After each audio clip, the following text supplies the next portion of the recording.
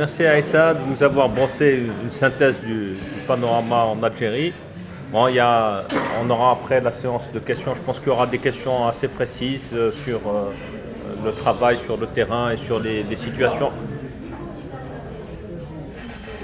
Alors, je pense qu'il y aura tout à l'heure des questions beaucoup plus précises et synthétiques, bien courtes, sur l'action de la Ligue algérienne de défense des droits de l'homme, mais sur la défense des droits de l'homme de manière générale en Algérie, qui s'adresseront évidemment aussi à Abdel Choucha. Donc, je passe tout de suite la parole à Abdel Choucha, qui nous parlera du mouvement syndical autonome et de la situation socio-économique brièvement sur la première, plus longuement sur la deuxième. D'accord, merci. Salam alaikum. Avant de commencer dans le vif du sujet, je voudrais faire deux remarques rapides. Premièrement, le fait que... Ça a été tellement rapide que... Le fait qu'il y ait ce type de débat qui a été organisé par l'ACDA montre que les militants de l'ACDA vivent aux mêmes pulsations que les militants en Algérie. Puisque même maintenant, même en Algérie, les gens essaient de revenir sur cette question qui a été à un certain moment une question taboue. Donc les gens essaient de revenir pour qu'au moins en tirer les conséquences ou au moins en tirer les leçons. Deuxième remarque, je me sens toujours un peu mal à l'aise. Pourquoi ? Parce que c'est débattre après avoir pris connaissance du désastre dans lequel on est suite à l'interruption du processus électoral ou bien démocratique, même si les gens n'aiment pas ça. On résume ça à un processus électoral.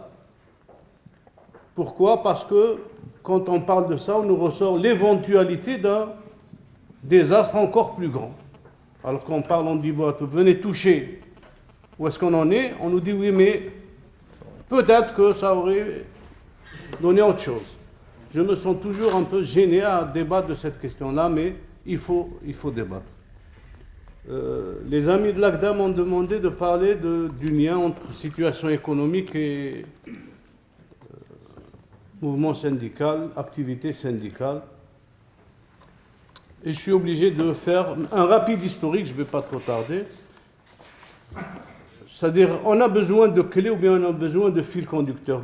D'ailleurs, tout à l'heure, le débat, les gens se posaient des questions, mais pourquoi ils ont fait ça ? Pourquoi ils ont fait ça ? Pourquoi ils ont interrompu ? Pourquoi ils ont laissé aller ? Qu'est-ce qui se passe ? Et pourtant, certaines informations pouvaient déjà être utilisées, puisqu'on avait dit que l'Algérie, en 86, c'était la crise. Si c'est la crise, il faut bien que ça change quelque part. Et c'est la crise qui a fait qu'il y ait des bouleversements qui nous ont conduits en 88. Tout de suite après 88, une pseudo-ouverture avec une crise qui s'était un peu, calmée suite à une légère augmentation du prix du pétrole suite à la guerre en Irak. Puis dès que, à nouveau, le prix du pétrole dégringole, il se passe autre chose en Algérie, jusqu'à arriver à la date fatidique, je ne dirais pas de l'arrêt du processus, moi je vais parler de 1994, la signature du rééchelonnement, l'acceptation par l'Algérie du rééchelonnement. Et après 1994, une période de gestion violente aussi, pas simplement du fils, comme on le dit, mais de tout le mouvement social, puisque on avait des conditionnalités, voulait dire tout simplement, il n'y a pas d'argent, vous n'avez rien à demander.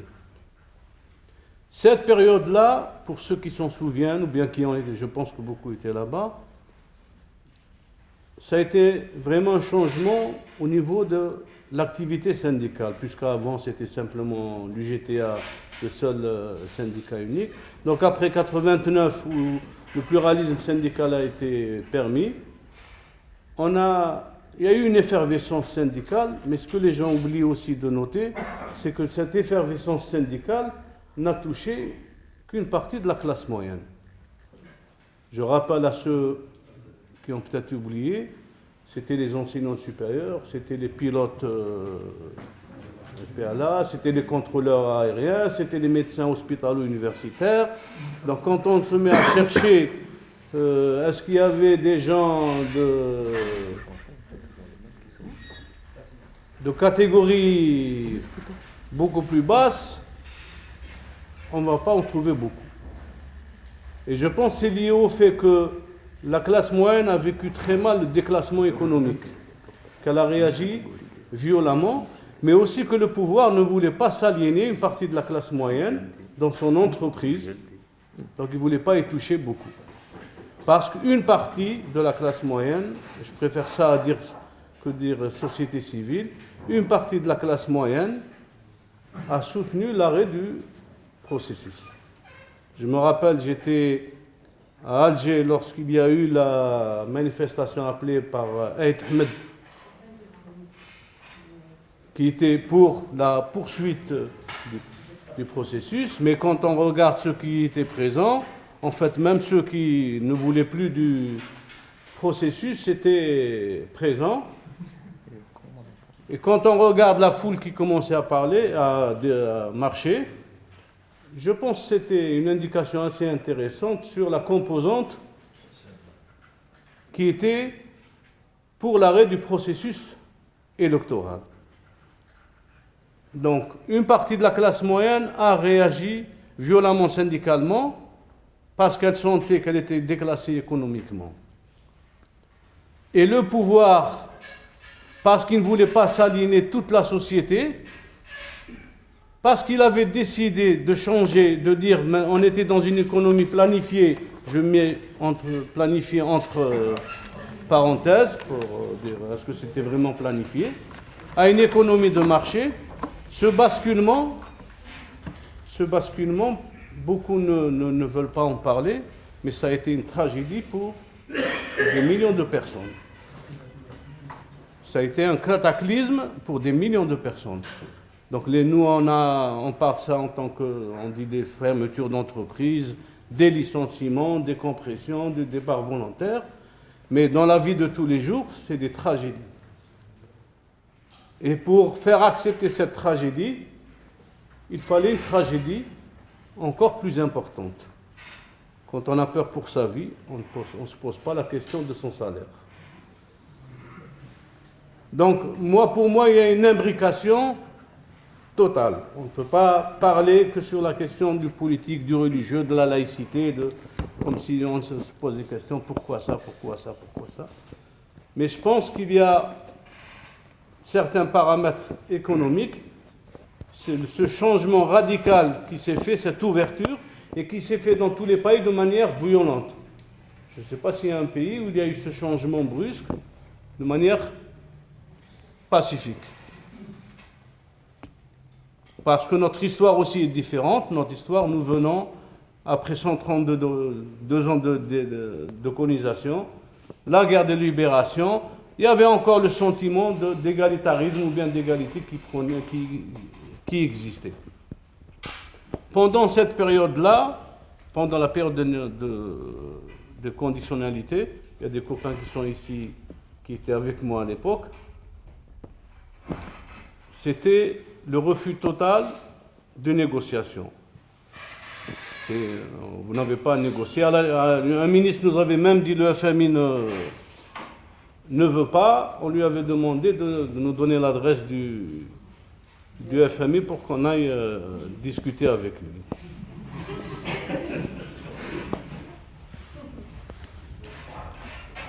On a abouti à 98, l'arrêt des conditionnalités, à la venue du président qui a été intronisé. Pour ceux qui se rappellent, les caisses étaient encore vides. Les premiers discours du président, pour ceux qui se rappellent, c'était là, عندك licence, garçon de café, il n'y a aucun problème. Donc, c'était la poursuite dans la même politique. C'est ce qu'ils appellent, eux, le consensus de Washington. Mais pour les autres, c'était, il faut que tu serres la ceinture encore plus, c'est pas suffisant. Donc la même politique. Simplement, il y a une variante, mais très importante, c'est que le prix du baril du pétrole a augmenté et les événements du 21 septembre 2001, du 11 septembre 2001. Pour ceux aussi qui suivent, les émeutes n'ont jamais arrêté en Algérie. Pour ceux qui suivent cela, les émeutes n'ont jamais arrêté en Algérie. Le programme qui a été fait, c'était de nouveau approfondir. C'est l'approfondissement de la crise pour nous, mais pour eux, c'était la poursuite de la politique. Il fallait installer durablement l'économie de marché comme seul horizon économique en Algérie. Il fallait tirer un trait de façon définitive sur autre chose. Donc il fallait continuer sur la pression, sinon la répression, puisque le mot l'indique très bien, c'est la même chose. C'est toujours la classe moyenne qui a commencé à réagir. D'ailleurs, c'est pourquoi, pour ceux qui suivent, à un certain moment, comme il y avait assez d'argent, ils ont consenti, ils ont dit, puisque c'est la classe moyenne, nous casse la tête, et pour l'avoir avec nous, allez, on change de statut de la fonction publique, on fait une séparation à l'intérieur des fonctionnaires, ceux qui sont très hauts, on leur donne un peu de pognon, ceux qui sont en bas, on leur donne une petite misère. Même le statut de la fonction publique est divisé en 4 catégories pour dire que dorénavant, c'est la discrimination dans les textes, pas simplement, parce qu'avant il y avait un statut de la fonction publique qui regroupait tous les fonctionnaires. Puisque maintenant il y a un changement même dans l'optique, façon de voir la société, façon de gérer du point de vue économique, même le statut de la fonction publique a été divisé en 4.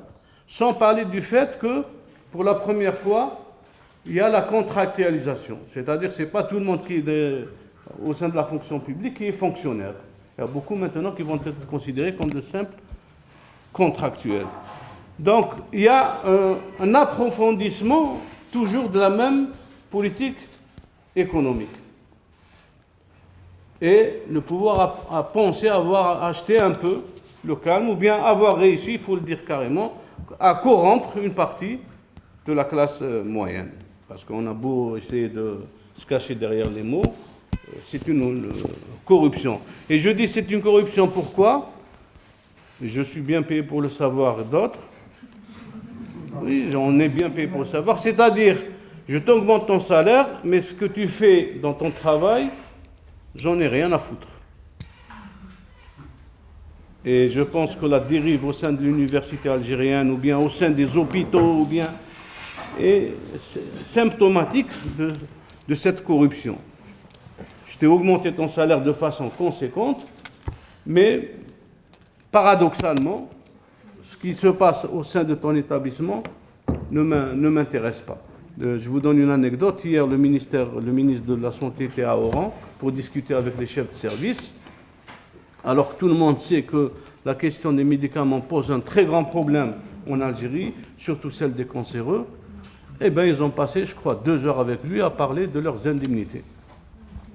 Alors que dans l'hôpital même, c'est la catastrophe en matière de médicaments.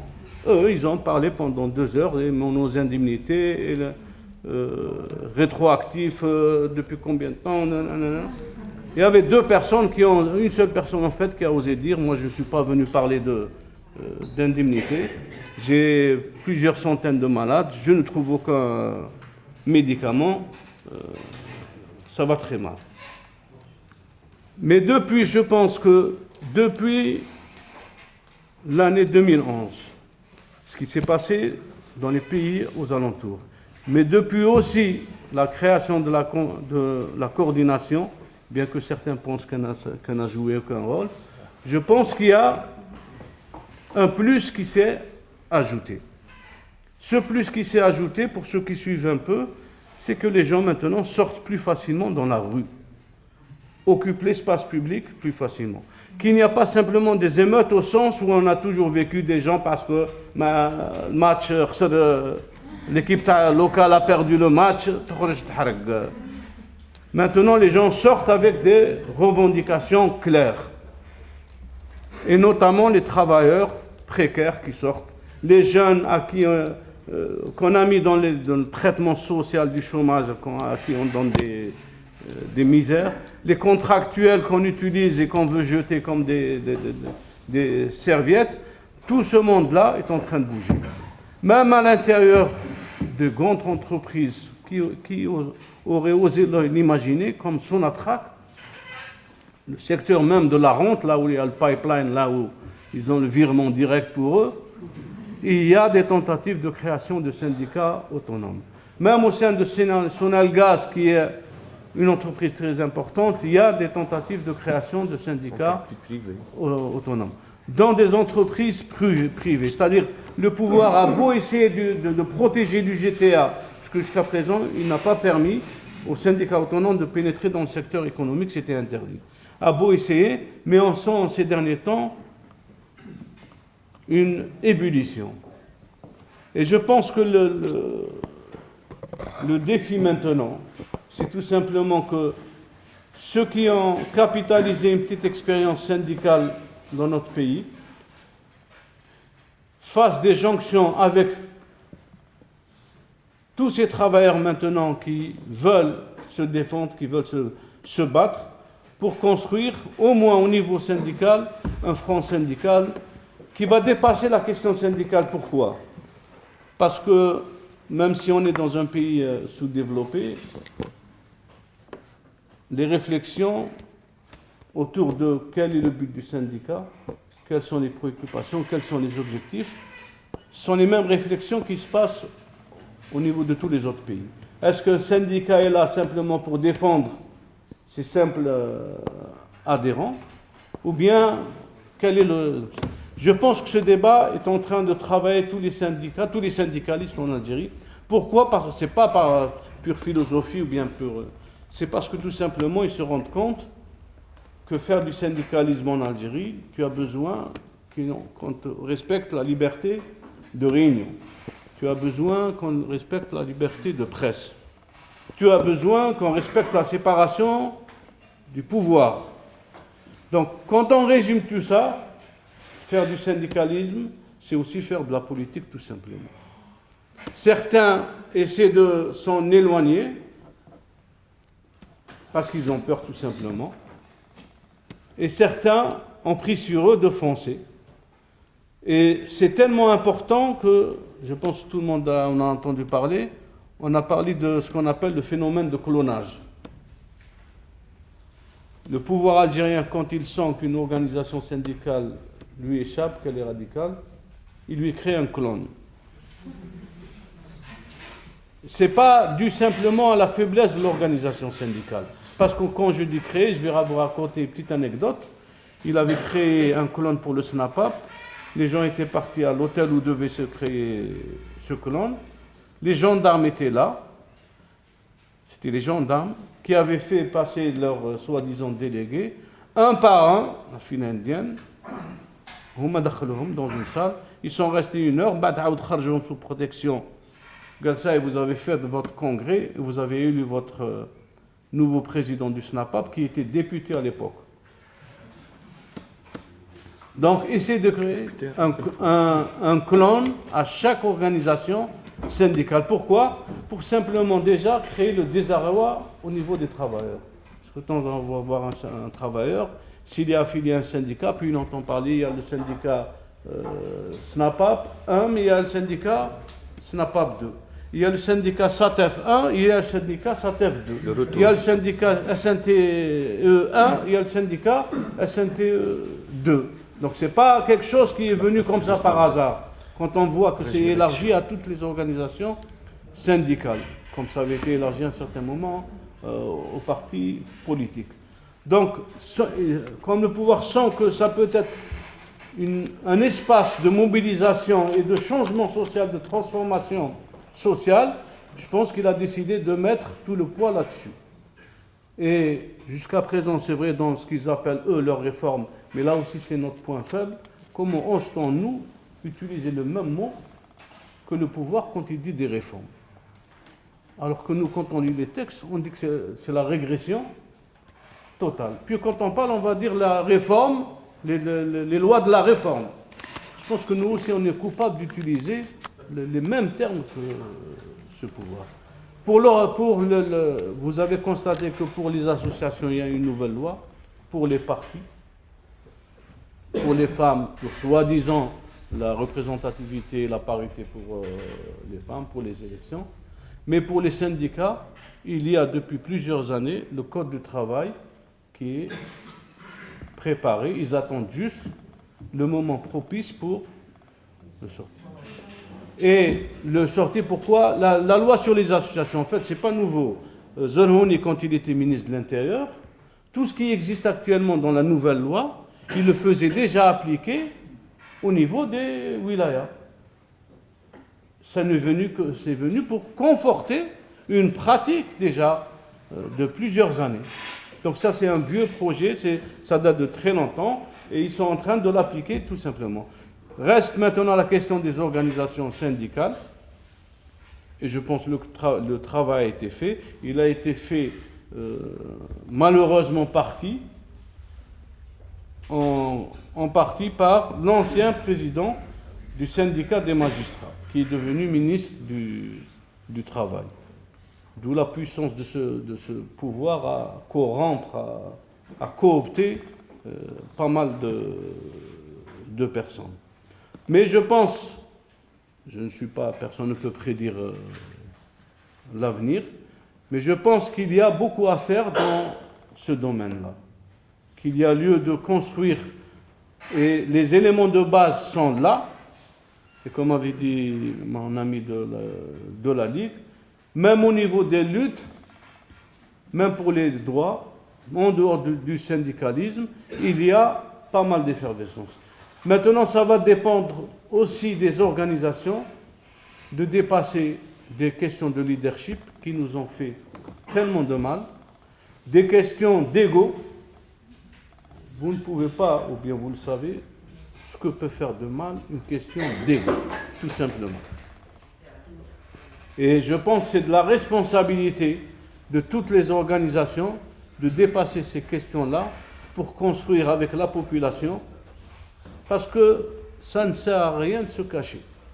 Dire est-ce qu'ils vont laisser les élections, est-ce que l'armée, est-ce que... Soit on décide de construire un pays où la population décide, soit ça sera la dictature. Il n'y a pas de demi-dictature, soit on décide de s'y mettre tous, soit on s'installera pour je ne sais pas combien d'années dans la dictature. Donc c'est un faux débat de se poser des questions, est-ce qu'ils vont faire, ils ne vont pas faire. Soit les gens y vont, soit... je ne vais pas dire que c'est la fin de l'histoire, il n'y a pas de fin de l'histoire. Tant qu'il y aura des problèmes, il y aura des gens qui vont se soulever pour trouver des solutions. Mais je pense qu'il y a cet aspect-là qu'il faut pousser, qu'il faut aider. En tout cas, je pense que beaucoup essaient d'aller dans cette direction. Et je vous remercie.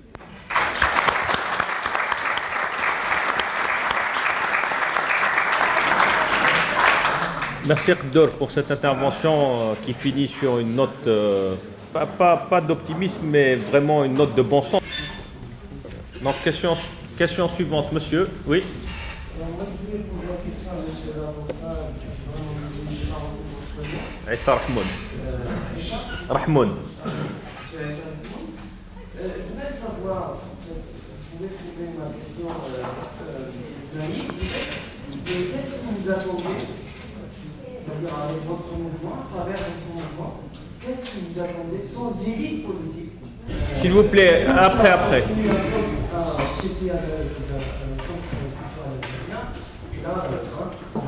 Quelle est votre question? Est-ce qu'on peut espérer changer politiquement la donne en Algérie avec, excusez-moi pour les termes, avec un peuple au moins à moitié corrompu? Voilà. Très bien. Chacun responsable de ses questions. S'il vous plaît, une question brève, s'il vous plaît, devant. Il y avait, et ensuite on passe derrière au fond et ici. Bon, pour ma part, je vais être court. Donc, surtout quand on voit en ce moment la situation politique, économique, sociale, dans ce moment, quand vous voyez, bien sûr, le problème.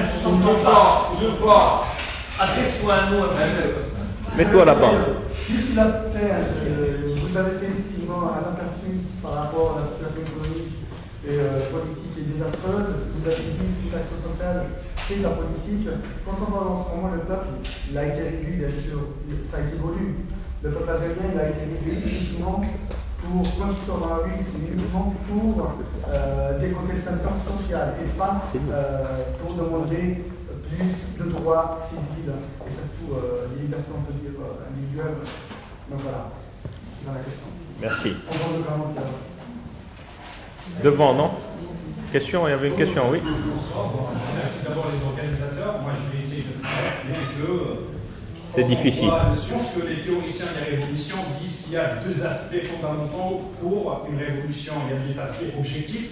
Tous les aspects objectifs nous ont été présentés, à savoir l'absence de liberté, à savoir les inégalités, à savoir la gentilité au pouvoir qui spolie le peuple de ses richesses, à savoir, et on peut en réciter encore jusqu'à l'ordre.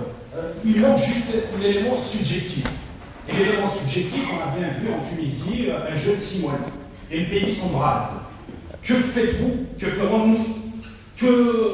Qu'est-ce qui manque pour que l'Algérie aujourd'hui s'y mette dans le cours de son histoire, à savoir régionale, globale et même internationale? Est-ce qu'on a réellement les capacités d'agir pour construire cette force sociale, cette dynamique qui va pouvoir engendrer par la suite un changement? Et moi, j'ai entendu juste une brève intervention sur la jeunesse. Quel est le rôle de la jeunesse dans cette histoire? Et surtout, c'est elle qui reçoit de plein fouet ce qui se passe en Algérie quand on sait que 65% de la tranche de 19-25 ans est au chômage. Et merci. Merci. Alors, au fond, il y a une question. Ici, et un point de vue avec une question, s'il vous plaît. C'est une question, mais merci. Je l'explique quand même. Le 11 janvier, on a vécu l'arrêt du processus électoral. Ça a été l'occasion d'une convergence entre l'institution militaire et des secteurs démocratiques de la société. Le 24 juin, ça a été l'assassinat de Louvière. Ça a été un coup d'arrêt brutal au processus démocratique. Et ça a été le début de la négociation-confrontation entre la bureaucratie en place et l'islamisme. Et ce processus de négociation-confrontation est sur le point d'aboutir sous la forme d'une entente islamo-nationaliste qui va introniser l'autoritarisme comme mode de gestion de la société et le clientélisme comme mode de régulation. Comment, dans ce processus-là, on peut arracher, parce que malheureusement, ce qu'on a vécu, c'est que le combat pour les droits de l'homme, le combat pour la démocratie a été perverti, parce qu'on n'a pas eu une vision claire de ce processus. Comment est-ce qu'aujourd'hui, on peut refonder le combat pour les droits de l'homme, le combat pour la démocratie, en faisant un combat à la fois contre la bureaucratie et contre la dictature islamiste, la théocratie islamiste. Merci. Merci. Je pose la même question. En fait, je vais dans la même direction que mon ami Saïd Effouni, parce que je ne comprends pas. Parce qu'on parle, c'est comme si aujourd'hui, la peur est toujours dans le même camp, en fait, dans le camp de peuple. Alors que pour moi, et je le crois profondément, que la peur aujourd'hui s'est déplacée, elle est dans le camp de pouvoir. Parce qu'on a montré, que ce soit en Libye, que ce soit en Tunisie, que le peuple peut changer les choses et qu'on peut, que le peuple peut s'organiser, peut faire des choses afin de pousser ce pouvoir, bien sûr cette dictature, qui ne veut pas comprendre, de sortir par la petite porte s'il ne souhaite pas sortir autrement. Donc je pense qu'aujourd'hui il suffit de s'organiser, il suffit de travailler sur le terrain parce que moi,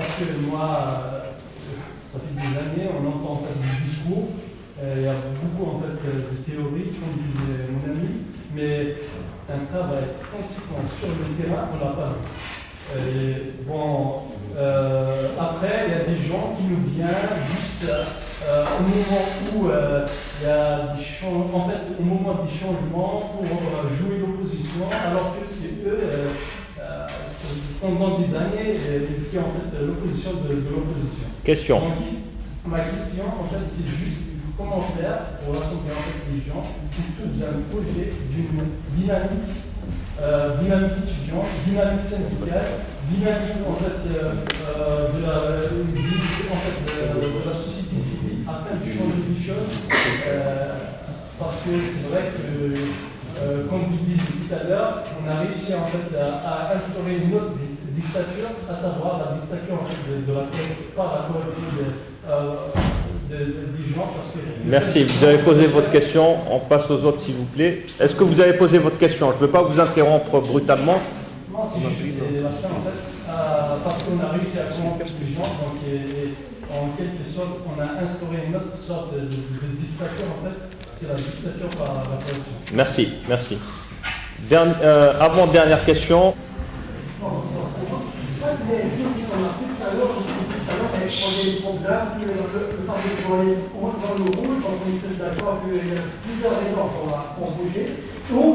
Et là, le peuple est subli, parce que chaque jour, il y a des manifestations en Amérique, mais il y a des choses que je ne comprends pas. À chaque fois qu'on parle des différents politiques, des différentes organisations, tout le monde est d'accord.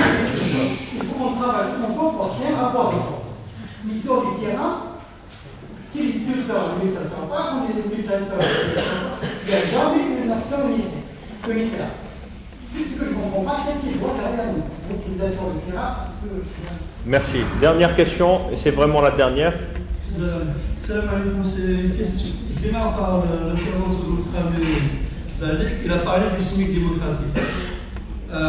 Pour les trois intervenants, j'aimerais bien savoir c'est quoi le SMIC démocratique à chacun de vous et comment arriver à ce SMIC démocratique entre nous. Merci. Voilà. Merci bien. Alors, qui veut commencer à répondre?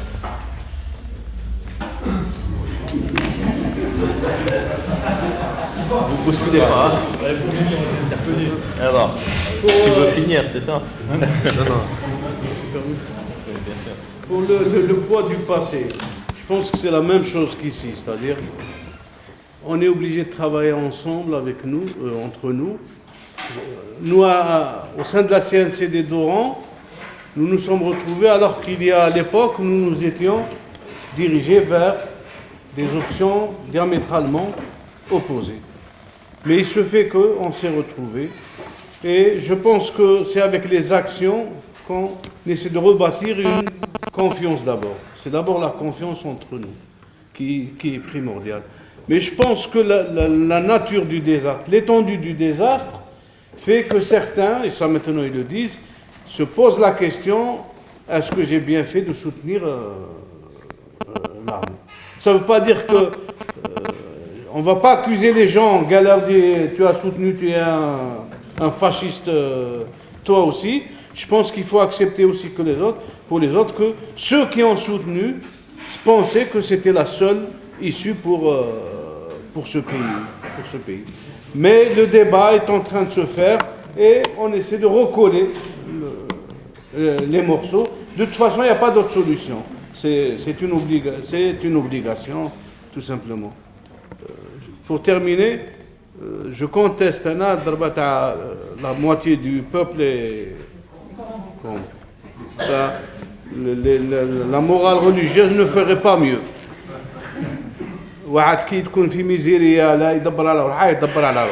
Faut pas cesser. Ceux qui ont pris des distances avec les besoins peuvent se permettre de parler de ceux qui ont pris de distance. Ceux qui sont tenus à la gorge se débrouillent. Et tout à l'heure, je ne veux pas que vous me compreniez très mal, quand j'ai parlé de corruption de la classe moyenne, ça ne veut pas dire qu'ils étaient au sens où la corruption, des scandales et tout. C'est tout simplement de dire que le pouvoir, c'est acheter les grâches de la classe moyenne. Ce n'est pas une corruption au sens classique. Maintenant, que faire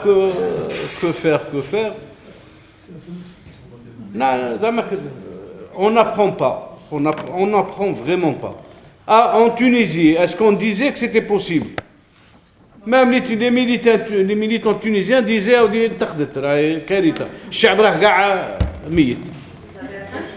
soit on apprend ce qui s'est passé, soit on en parle, mais finalement on n'apprend rien du tout. Personne ne sait, personne ne maîtrise. Et quand on me dit l'immolation, c'est elle qui a déclenché. C'est absolument faux. Il y a eu déjà plusieurs immolations bien avant Bouazizi. Donc, c'est un tout, c'est pas une science exacte. Ceux qui ont envie de tracer un programme, un canevas ou là, un programme informatique, c'est pas une science exacte. C'est le fait de travailler, de construire avec les autres. Maintenant, je pense qu'il faut tenir compte. On dit le peuple, eh bien le peuple, il a vécu pendant 10 ans une guerre. On a 200 000 morts. Ça même pas 200 000 morts, c'est rien. Il faut que le peuple bouge. Hein. Mais il y a eu 200 000 morts. La question des disparus reste une plaie, reste une blessure béante. Il n'a pas réglé le problème de son fils, de son cousin. C'est de la folie. Il faut qu'on tienne compte du vécu de notre société. On ne peut pas faire des parallélismes. Si vous voulez faire un parallélisme, moi je connais l'état des enseignants égyptiens. Avant, quand ils ont caissé un salaire, ils étaient obligés de faire un deuxième boulot, faire le taxi. Donc les parallélismes faciles comme ça de cours ne servent à rien.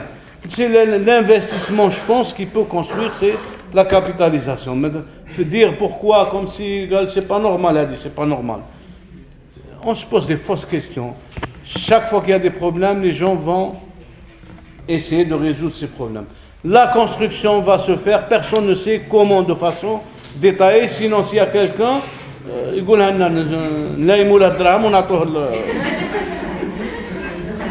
pour la question du SMIC, moi je ne pense pas qu'il y ait un SMIC. La démocratie, c'est des procédures qui se construisent, qui se pratiquent, qui sont approfondies, qui sont... C'est une fausse conception de la démocratie. C'est pourquoi je disais tout à l'heure, je considère que c'était un processus électoral, mais c'était un processus démocratique. Pas au sens où c'était la démocratie belle et... non, c'était un processus. La démocratie, pour moi, c'est un processus. Si on ne l'accepte pas, ça veut dire qu'on attend qu'on nous la livre dans une boîte, la démocratie,